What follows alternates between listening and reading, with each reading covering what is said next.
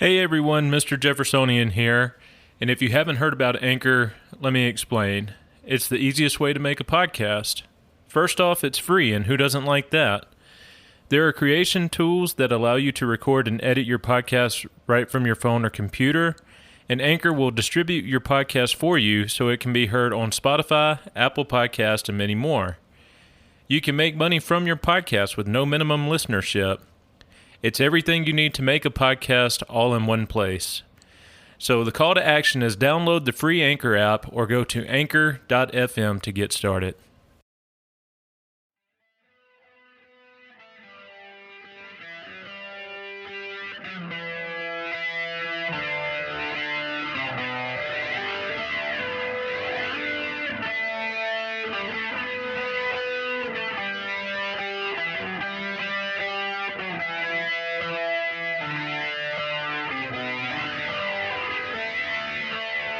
Howdy everyone, and thank you again for tuning in to the Jeffersonian Tradition. Before we get started, I have a couple of things to go over. For now, the podcast is mostly ad-free, and I sure would like to keep it that way. You can help me out with that by becoming a supporting listener. If you find value in the podcast, there's a link in the show notes page that will enable you to contribute to my work and to help keep the podcast going and light on advertising. If you're not comfortable with a recurring contribution model, I have also set up a Cash App profile for the show, and one-time contributions can be sent to the show's cash tag, which is $ Mr. Jeffersonian, and all of this information will be listed in the show notes page. Any contribution amounts help, and thank you in advance to anyone who chooses to pitch in. And speaking of supporting listeners, I want to give a major shout out to Crystal Methodist and Tony Bolin for becoming the show's newest contributors. Thank you so much, Crystal and Tony, and y'all are both the real MVPs.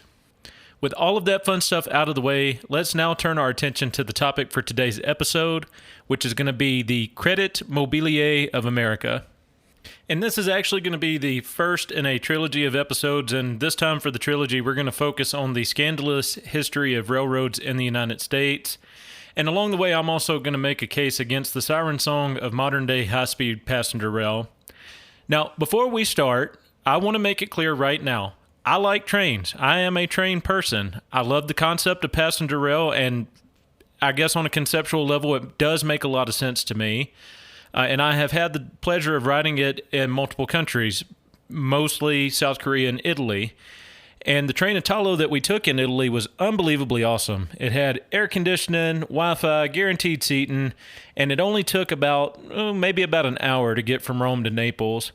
That same trip by car took over 3 hours. But that being said, real-world examples have clearly demonstrated that in the United States and a couple of other countries, it seems that high-speed rail has a terrible track record, no pun intended, of absconding with millions of taxpayer dollars without ever laying a single mile of track. And in the words of John Dickinson, experience must be our only guide, for reason may misguide us. So throughout this trilogy, we're going to go ahead and dig in deep on the financial aspect and discuss the fraud, waste, and abuse that seems inevitable when building this type of mega project. And our journey starts in the years of 1862 to 1873. So in 1862, the Pacific Railroad Act chartered 2 railroad companies to begin construction on a rail line that would connect the U.S. East Coast to the U.S. West Coast.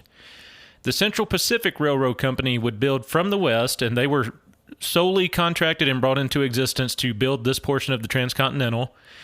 And the Union Pacific Railroad Company would build from the east.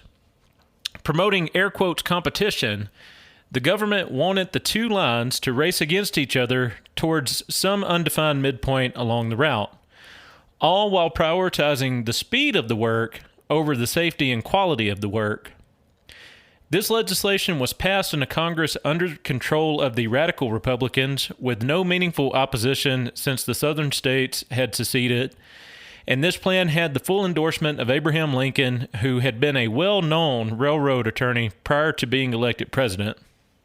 The government's financial squandering and corruption in this endeavor was epic. The boon to the 2 companies would be 6,400 and later doubled to 12,800 acres of land per mile and $48,000 worth of government bonds for every mile of track they laid. Union Pacific laid 1,086 miles of track, collecting a bounty of over $94 million. And just for context, in today's money, that is roughly $1.87 billion. And a land grant that exceeded 10 million acres. While the money was a huge boondoggle, the real scandal here was the land grant. And just one example of the abuse of this land grant was that early on, Thomas Durant would order his engineers to lay track in large oxbows to artificially extend the amount of track he was laying. In other words, so he could get more land and also more cash. The land along the route was also rich with coal, and the Union Pacific would mine this to run its trains all the way up to the 1950s, and that's the point where diesel engines started to become more so the norm. Now, during the course of construction, the Union Pacific could also sell this land, and the Central Pacific too, could also sell the land along the track to speculators and town developers at major markups. And the Central Pacific again enjoyed the same types of kickbacks, but considering their route was much more difficult as they had to make it over, through, and around the Sierra Nevada mountain range, they only laid 689 miles of track in this race. So we can see right off the bat, money was being thrown around like crazy. Now, some of the key figures in this drama, we have Thomas Durant. He was vice president of the Union Pacific, and originally he was actually a doctor who graduated with honors from Albany Medical College in 1840. He left medicine after a brief tenure in the trade and became a director of a grain exporting company that his uncle owned. During his time as a grain exporter, Durant became convinced of the country's need for greatly improved inland transportation, and specifically, he saw the potential of railroads. He got his start in the railroad industry with the M&M, or Mississippi and Missouri Railroad, and here he developed a reputation as an absolutely ruthless businessman who was willing to squeeze everything he could get out of friend and foe alike. The next major figure in this drama is going to be Oakes Ames. He was a representative from the state of Massachusetts. And Ames made a fortune, or made his first fortune, selling shovels to gold miners participating in the California gold rush. So that was actually a family business, as I believe his dad started it. And then he and his brother Oliver took it over. And then during the War for Southern Independence, he made another huge fortune by contracting with the Union Army to supply sabers, shovels, and other tools. And in my opinion, this already shows some dubious nature of Ames's character because he was elected to Congress in 1863. So there could be a perception that he wanted to prolong the war in order to prolong his immense wartime profiteering, but take that at face value, or take that with a grain of salt. Now, Ames was handpicked by Abraham Lincoln, obviously prior to Lincoln's assassination, to take over the Union Pacific line of the railroad. And once Ames officially took over in 1867, he used his influence to secure the rail line construction contracts to his family business. So again, getting some more of that sweet government contracting work. And eventually he would transfer these contracts into the name of Crédit Mobilier and essentially carry on the same scam as his predecessor. Though I have my own interpretation of Oakes Ames based on his contracting work during the War for Southern Independence, I'm going to read to you a description of the man from a book titled The Crédit Mobilier of America, which was written by J. Boyd Crawford in 1880. And Crawford writes, quote, "It was thus, while the fate of the Union Pacific Railroad was trembling in the balance, that in September 1865, after the most earnest solicitation and appeals to his patriotism, Mr. Oakes Ames of Massachusetts, a member of Congress, was persuaded to embark in the enterprise. Mr. Ames was a man of very large means, cough, wartime profits, cough, cough, of undoubted integrity, and possessed of the most wonderful energy." End quote. I'll let the audience be the judge as to whether they think Ames was corrupt long before his involvement with the Union Pacific, or if the temptation of such a vast mega project was simply the downfall of a once honorable man. And the last key figure that we're going to look at for this episode is George Francis Train, also a founding member of the Union Pacific and one of the masterminds behind the formation of the Crédit Mobilier Company of America. And in my study of him, he seemed to be sort of a snake oil salesman for railroads. He was even able to convince the Queen of Spain to provide financial backing for a railroad project in the backwoods of Pennsylvania. This railroad would eventually become the Atlantic and Great Western Railroad, and it went bankrupt in shame in 1880.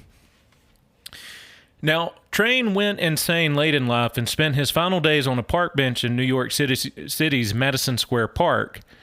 And he refused to speak to anyone but children and animals. So he had kind of a sad end. Honestly, I wouldn't wish that on anybody. To me, the maladies of the mind are the scariest. But what was the Crédit Mobilier Company of America? So the company lasted from 1864 to 1867, and it was a fraudulent finance and construction company that was used by board members of the Union Pacific to drastically inflate the construction cost of the railroad. Important to note here is that the Midwest at that time, and more so like even the Rocky Mountain region, so like the far West, at that time was almost completely devoid of towns or cities. So there was literally no pre-existing demand for this railroad. So no demand whatsoever for the transcontinental in terms of actual usability. Durant and Train recognized that they could never make any money on passenger or freight revenues because of this. So they devised the Crédit Mobilier as a way to profiteer in the construction phase of this railroad versus the actual operational phase. And so what they would do is basically they were the board members on both the Union Pacific and on the Crédit Mobilier. And they did this through some sort of finagling of stock purchases. I wasn't really able to discern exactly what they did, but they were able to hide their tracks because if it had been common knowledge that they were primary stakeholders in both of these companies, this never would have happened. But they were somehow able to hide their tracks. And so what they would do is on the Crédit Mobilier side, they would create these fake invoices for the construction work that was done, and they would drastically inflate the cost. And then in their position as executive officers for the Union Pacific, they would just rubber stamp it and say, okay, looks great. And then they would pocket the difference, essentially. Now, with all these ill-gotten gains, the pair would bribe politicians, which included Oakes Ames, and even such high-profile people as future President James A. Garfield. And they did this in order to secure favorable legislation, regulation, and even more government loans and contracts. And just to give you an idea of the extent of this swindling, the actual cost to build the Union Pacific portion of the line was only $50 million. But Crédit Mobilier would bill the government more than $94 million. And that extra $44 million went straight into the pockets of the Union Pacific board members. The rail workers, by comparison, so the average working man, labored for an average of about $2 per day. And so, again, we're going to break down some of the basics of this scheme. So the Union Pacific, they own the train, not necessarily, I mean, they would own the track, but they were not the actual construction company. So what they would do is they would contract with Crédit Mobilier on the construction end. And the Crédit Mobilier, again, they would drastically inflate the cost and create these fake invoices. And the UP, because they were basically controlled by the same people, would just rubber stamp it and say, looks great, go ahead, bill it, and then we'll send this up to the government and get our kickback here. And these profits were split between Durant and other Union Pacific directors and stockholders. Since the company officers were the same for both the Union Pacific and Crédit Mobilier, they did all of the reviewing and approving for major construction contracts, and again, they would constantly enable Crédit Mobilier to inflate even further, basically as much as they thought they could get away with it. Now, another interesting aspect of this fraudulent company is that it was one of the first high-profile companies to take advantage of the newly created limited liability laws of the United States. And prior to the formation of these laws, investors were on the hook for a company's finances if the company ran into trouble.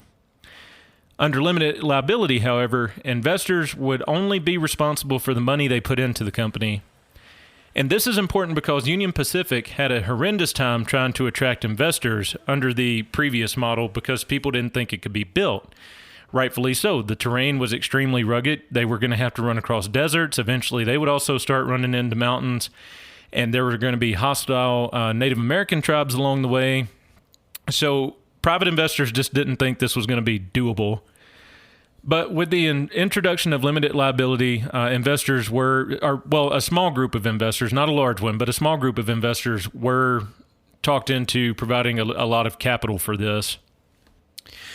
Now, prior to the conclusion of the War for Southern Independence, the Union Pacific Railroad was running with basically no oversight. But once that war ended, the general government turned its attention to the malfeasance going on with the UP.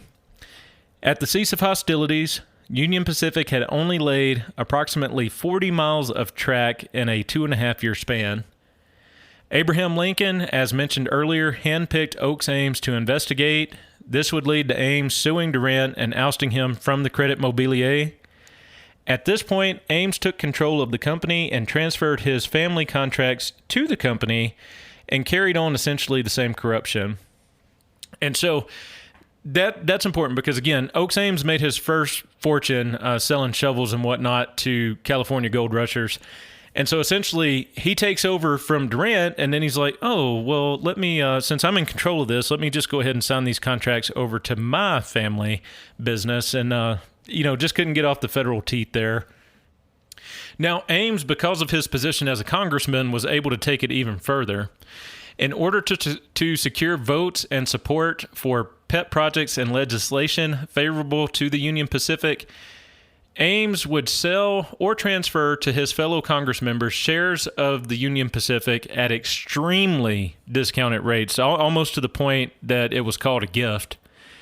And worse still, because these people were in the government, they would use their authority to appropriate extra funding to Crédit Mobilier in order to falsify the company's books to make them look more profitable so they could sell their shares on the open market at inflated prices. So these companies, they kind of worked hand in hand, but essentially certain members of Congress, again, would appropriate that extra funding and kind of help them cook the books, and then they would just turn around and sell their discounted shares of the Union Pacific on the open market at the full face value. And they some of them made enormous profits doing this.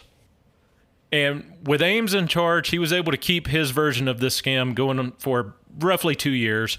And then trouble reared its head in this corrupted paradise. So Ames had a spat with one of his cronies named Henry Simpson McComb. McComb demanded 375 shares of Union Pacific be transferred to him. And Ames, along with the rest of the board of directors and even Thomas Durant, even though he wasn't officially involved anymore, refused to acquiesce to this demand. In retaliation, McComb leaked damning letters to a newspaper called the New York Sun. And these letters, basically Ames just spells it out like, hey, I'm allocating this many shares to this representative in New York. I'm allocating this many to somebody in Pennsylvania. We're going to have some spread out over here to Massachusetts. So I think we're getting them in an area where they can do the most good for us. So I mean, Ames is just coming right out and saying, yes, we're using this as a tool or a method to bribe congressmen to get beneficial treatment. Now, the New York Sun was a paper that was highly critical of the Ulysses S. Grant administration because of the despicable levels of corruption that had occurred under it. And they broke the story on September 4th, 1872, right as they were starting to enter the start of the election season. I'm going to pause here real quick. For anybody who does not know just how corrupt the radical Republicans were, there is a book by Philip Lee. It's called U.S. Grant's Failed Presidency. And he goes to tremendous length at uncovering all the scandals that happened under Grant and the radical Republicans. So great book to check out there if you've never read it. Now, in light of the revelations made by the New York Sun and Henry Simpson McComb, there was a congressional investigation, and Ames was formally censured, and he would leave his congressional seat in disgrace, wisely choosing not to seek re-election at the end of his term. And once his term expired, he went back home to Massachusetts, where he would die shortly after. He actually passed away on May 8th of 1873. So he left in towards the end of 1872, first part of 1873, died just a couple of months later. And once the congressional investigation got going, eventually 9 other members from both the House and the Senate were investigated. And before the government decided that it could never let anyone lose money anywhere, believe it or not, the free-ish economy of the 19th century did provide some cosmic justice to these participants. Because of the speculative nature of the activity engaged, nearly all of the beneficiaries of this boondoggle, including Thomas Durant, were financially ruined in the Panic of 1873. And so nowadays they wouldn't have been allowed to absorb their losses because Congress would have just bailed them out. And that's unfortunate. But back in the day, before we had a government that decided that was the role it should occupy, people were actually allowed to take on the consequences of their choices. And rightfully so here, again, just about all these guys ended up at some point going severely broke because of financial panics, which was a good thing in my opinion. Those gains were ill-gotten. And so we're going to go ahead and wrap it up here for today.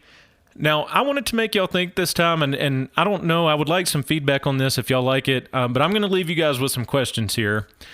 So, one, was Oakes Ames an honest man who was corrupted by a mega project and the temptation of government money? 2, should the general government have been involved in the financing of the Transcontinental Railroad at all? And 3, without outright government ownership of the rails and construction, how could the fraud here have been prevented? And that does it for today, and I look forward to talking to y'all next time when we examine some modern train boondoggles in the United States and abroad. And please remember, if you found value in the podcast, to consider contributing to the show. You can contribute on a recurring basis through the supporting listener link in the show notes page, or you can make a one-time contribution by using the show's Cash App information, also included in the show notes page. And thank you again to Crystal Methodist and Tony Boland for becoming the show's newest supporters. And also, please consider downloading the MeWe app and joining the show's private group so we can have more sane and rational discussion around historical and current political issues. And all right, with another episode in the books, thank you again for tuning in, and I'll talk to y'all next time.